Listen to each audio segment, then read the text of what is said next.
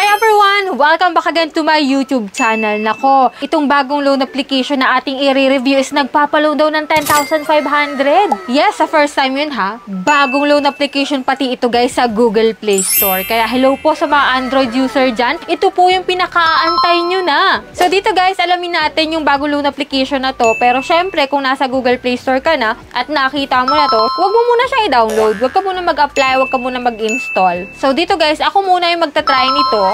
At i-check natin dito kung okay siya, legit ba na 10,500 yung offer niya. Katulad din kaya ito nung bagong loan application na vlog ko nung nakaraan na agad-agad is pera, walang bawas, buo as in. So check natin guys dito sa bagong loan application na to na ang pangalan po is si Coco Peso. So as of now po, meron pa lang itong 4.0 stars at 88 ratings. O diba? Kakaunti pa lang kasi bago nga. So dito guys, ang pinakang maximum dito is 40,000 pesos.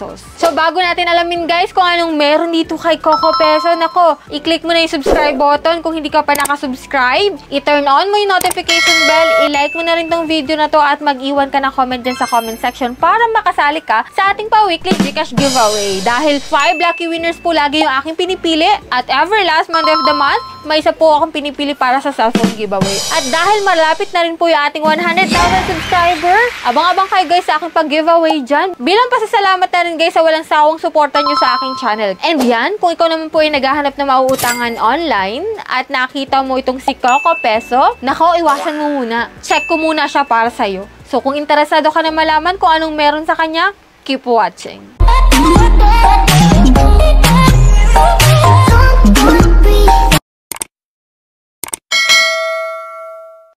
So, disclaimer no, hindi tayo agent nitong si Coco Peso at hindi ko rin siya pinopromote sa inyo na umutang kayo dito. So, dito guys, tinatry ko siya para malaman natin kung ano yung totoo versus do sa mga nakikita nyo sa kanyang ads. So, ito nga yung nakalagay sa kanyang ads, no? Fast, reliable loans, no fast, no forms. O, diba? Get a loan up to 40,000 pesos from start to finish 100% online. So, reloan for higher loan limit daw po.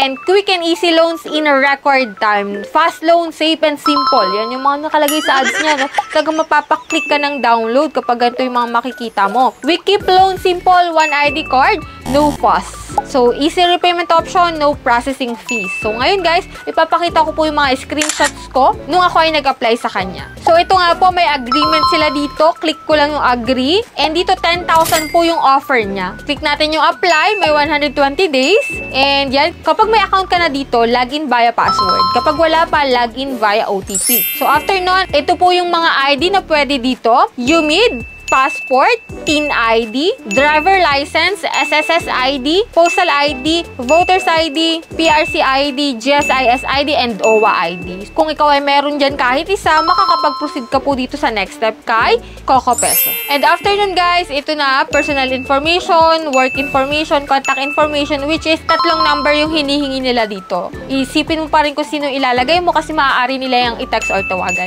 And after nun, facial recognition na. And dito guys, may product list sila. So, hindi ko mag-get kung bakit may mga product list yung nakalagay. Pwede namang isahan lang, which is 10,500. Ito nga, no, Peso new recommend. Recommended daw niya yung 10,500. Pero may mga loan amount dito sa baba na 3,500. Pero ang kinilik ko talaga yung malaking amount. And, magugulat ka, kapag kinilik mo yung 10,500, ito yung lumabas. 3,500 yung offer niya sa'yo.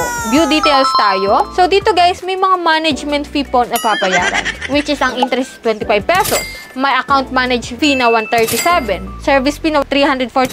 Risk fee na 344 din. And credit fee na 550 pesos. Kung i-compute natin to guys, pumapatak po na 1,400 po lahat. Tapos, ang marireceive mo na lang kung ima-minus natin yung sa 3,500 is 2,100 pesos na lang. So, dito guys, okay ba sa'yo yung 2,100 na marireceive mo na lang kahit po ang na-approve sa'yo is 3,500? And dito pa ha, wala pong nakalagay na loan duration kung hanggang kailan mo siya babayaran. So, expect mo na, dahil bagong loan application to, commonly, is 7 days lang. Kung 1,500 yung ibabawas sa'yo, sa iyong loan amount, pumapatak na 200 pesos per day yung interest niya.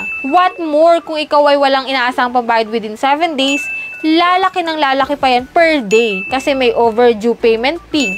Tapos may late penalty fee pa. O, di ba? Mas malaki. Kaya pag-isipan nyo mabuti bago kayo mag-loan sa mga ganitong loan application na hindi kompleto yung kanyang loan details. Hindi talaga nakalagay eh. Hindi nga rin nakalagay kung magkano yung ma-receive mo. Nakalagay lang basta is 3,500.